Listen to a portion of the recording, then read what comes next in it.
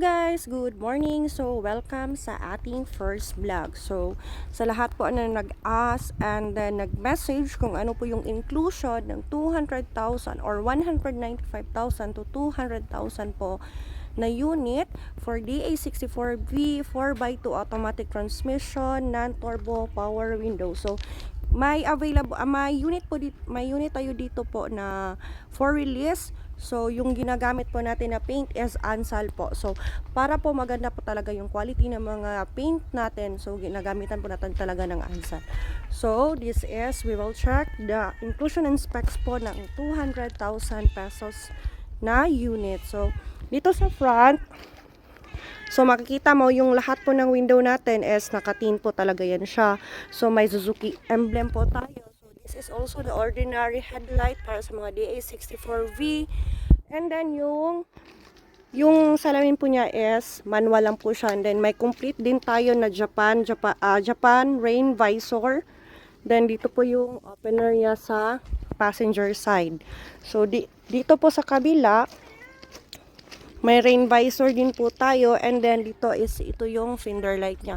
Lahat po ng units natin mga Suki, so steel rim lang po yan siya, tapos Japan tires and mugs.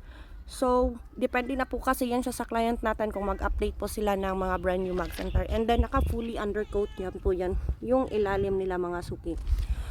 So tingnan natin yung loob ng unit ng DA64V. So lahat po ng unit natin may touchscreen monitor with reverse cam na po yan siya.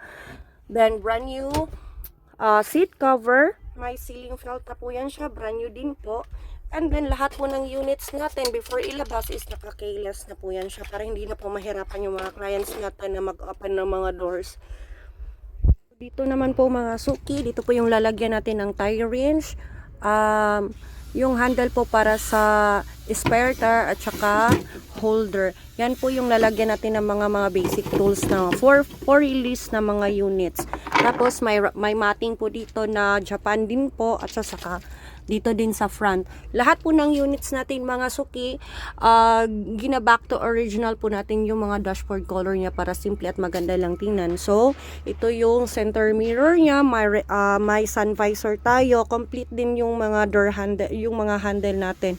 At saka yung unit natin mga Suki is power window. May adjuster din tayo dito mga Suki for headlight po.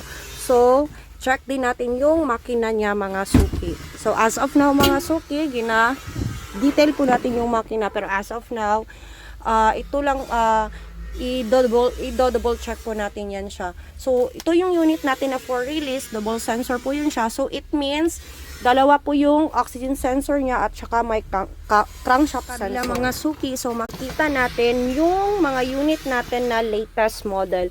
Yung mga latest model po mga Suki, so isa lang po yung volt niya dito sa map sensor. Yan po yung kinukuha natin para po mas tipid yung consumption niya sa gasolina. So papaanda rin po natin para ma-double check yung tunog kung may mga concern pa ba before natin i-release.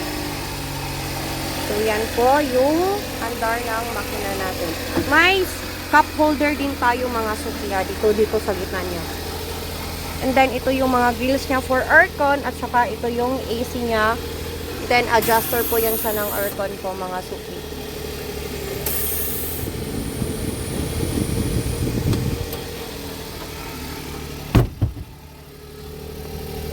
Ito naman po sa likuran, may wiper tayo, may Suzuki emblem, and then door handle po sa likod.